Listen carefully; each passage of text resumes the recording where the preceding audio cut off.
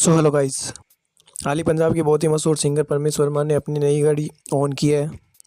इस गाड़ी का नाम मर्सिडीज बेंज G63 AMG है, जो कि इंडियन मार्केट के अंदर इस गाड़ी की प्राइस 3 करोड़ 30 लाख के अप्रोक्स की है। और इस गाड़ी के अंदर 4 लीटर का पेट्रोल इंजन है, जो कि प्रोड्यूस करता है 576 bhp की पावर। इस गाड़ी का बॉडी शेप कुछ माफिया कैटेगरी टाइप लगता है। इससे पहले भी परमेश वर्मा के पास जी वैगन थी ओल्ड शेप की, और अब न्यू शेप ले लिए। And thank you for watch this video.